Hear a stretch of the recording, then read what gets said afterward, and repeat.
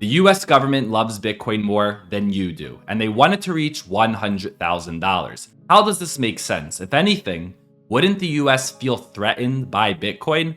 That's what Vivek Ramaswamy stated. But part of it is they're threatened by the existence of Bitcoin. They don't want people mining for more Bitcoin because that could make Bitcoin more popular. Creates a threat to the incumbent status of the US Federal Reserve itself. Additionally, the US government just took a $4.3 billion extortion fee from Binance, and they forced CZ to resign. And right now, they're in the middle of suing Kraken and Coinbase, the most compliant crypto exchange in the world. So why would the US government want Bitcoin to reach $100,000? Simple, because they are the largest known single holder of Bitcoin in the world. Technically, Satoshi Nakamoto is the largest Bitcoin holder in the world with over 1 million Bitcoin, but we don't know who Satoshi is. And then after that, there are exchanges and firms that hold more Bitcoin. However, it doesn't belong to them. They are holding it on behalf of their customers, making the United States the largest known single holder of Bitcoin in the world. But the US didn't buy this Bitcoin. They acquired it through confiscation, most notably 3 massive seizures. The biggest one is the Silk Road seizure, where the US confiscated 144,000 Bitcoin. And then this one is wild to me, the Bitfinex hack seizure. In 2016, this couple stole over 119,000 Bitcoin. And here's the crazy part.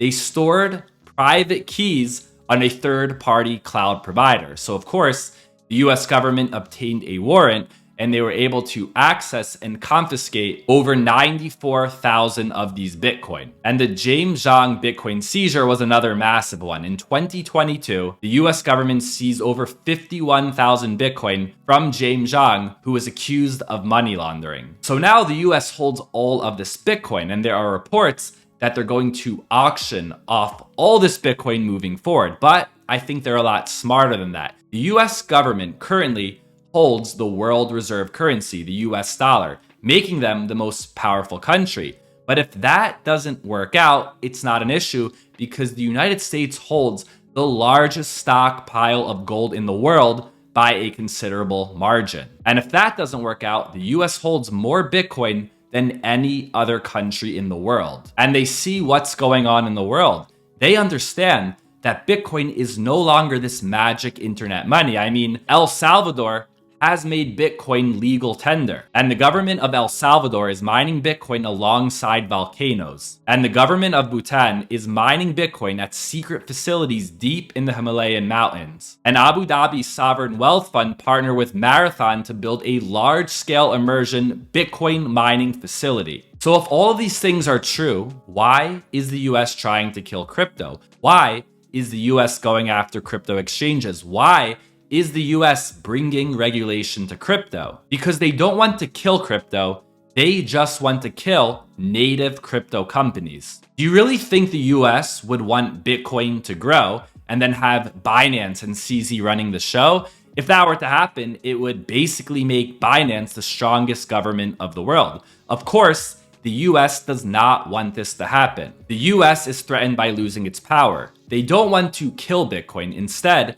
they want to control Bitcoin as much as they can. And the way to do that is have the crypto industry controlled by legacy financial institutions such as Fidelity and BlackRock, which are basically the US government. And I came across this very interesting tweet about the Bitcoin ETF situation. This is from Travis Kling, and he posted this in June of 2023. Lots of chatter of this BlackRock ETF. And rightfully so. BlackRock, more or less, is the US government. They've also received approval of 575 out of 576 of ETF applications. And here's the important part. One thing I'll say, there is no chance, and I mean zero, that this ETF is approved with Binance in its current position of market dominance. If this ETF is approved, Binance is either gone entirely or their role in price discovery is massively diminished. If Binance holds on to its current level of influence,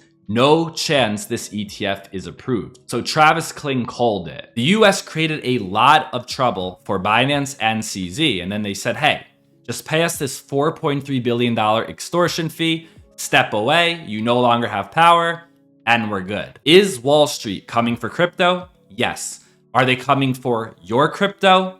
Only if you let them. Most people look at mainstream news, mainstream articles, and it scares them. It forces them to panic sell. This is the focus of my private community, where we go deep into the psychology of the markets. While everyone is looking at mainstream articles and mainstream news, we go deep on-chain into facts and analytics, not getting blindsided by the news that 98% of people pay attention to. You'll learn how to find information fast through classroom modules and live calls 2 times a week where we speak directly face to face and you can bounce your ideas and have your questions answered. If you're looking to remove information overload and find higher quality information in less time, then this community is for you. So go ahead and check it out with the link down below, because this bull market is important. It may be the last mega bull market before regulation truly steps in. One of the best things you could do right now is get some real Bitcoin on a self-custody wallet, because moving forward, it's likely it will only become more difficult, and it's likely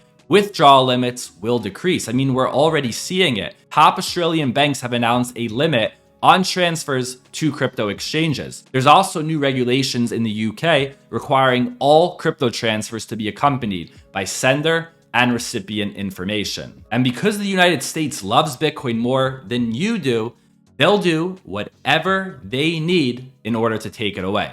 Don't let them.